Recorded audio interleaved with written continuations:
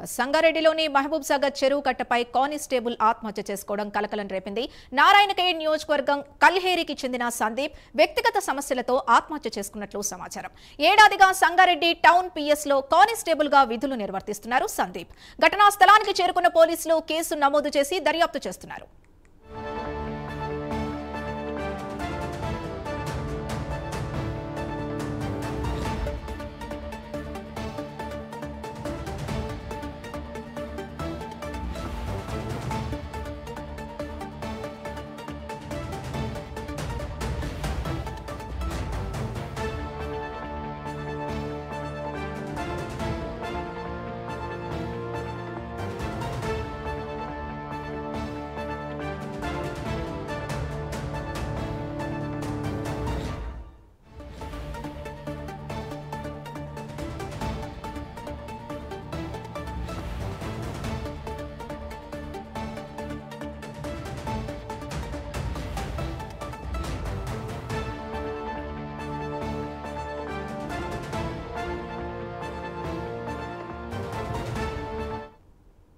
సంగారెడ్డిలోని మహబూబ్ సాగర్ చెరువు కట్టపై కానిస్టేబుల్ ఆత్మహత్య చేసుకోవడం కలకలం రేపింది.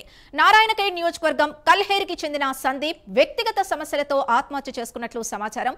ఏడాదిగా సంగారెడ్డి టౌన్ పిఎస్ లో కానిస్టేబుల్ గా విధులు నిర్వర్తిస్తున్నారు సందీప్. ఘటనా స్థలానికి చేరుకున్న పోలీసులు కేసు నమోదు చేసి దర్యాప్తు చేస్తున్నారు. ఇదే అంశానికి సంబంధించి పూర్తి డీటెయిల్స్ మా కరెస్పాండెంట్ రాము అందిస్తారు. రాము, చెప్పండి, కానిస్టేబుల్ ఆత్మహత్యకు గల కారణాలేంటి, పోలీసులు ఏమంటున్నారు?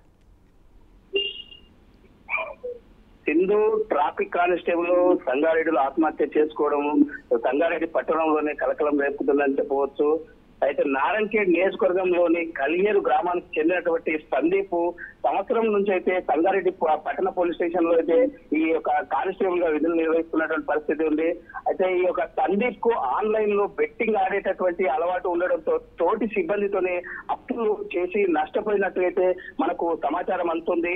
సందీప్ ఇచ్చిన డబ్బులు తిరిగి ఇవ్వాలని కొంత ఎవరైతే డబ్బులు ఇచ్చారో వారు ఇతన్ని ఒత్తిడి చేయడం, మానసిక క్షోభకైతే గురయ్యారు. ఆ విధంగానే ఈ యొక్క రివల్వర్ తో తన ఛాతిపై కాల్చుకొని అయితే ఆత్మహత్యకు పాల్పడ్డాడన్నట్టయితే మనకు సమాచారం తెలుస్తుంది. ఈ యొక్క మృతుని తల్లిదండ్రులు అయితే గత 5 సంవత్సరాలుగా అయితే సంగారెడ్డిలోనే నివాసం ఉంటున్నారు. వీరు పూర్తి స్వస్థలం అయితే నారాయణఖేడ్ కు సంబంధించిన కలిహేరు మండలం. ఇతడు గత కొన్ని సంవత్సరాలుగా అయితే ఈ యొక్క సంగారెడ్డిలోనే నివాసం ఉంటున్నాడు. ఈ యొక్క బెట్టింగ్ కు పాల్పడే ఈ యొక్క మనస్తాపానికి గురి అయితే ఈ యొక్క చాట్ తన రివల్వర్ తోనే తను కాల్చుకొని మృతి చెందినట్లయితే ఇక్కడ పోలీసులు అయితే తెలుపుతున్నారు.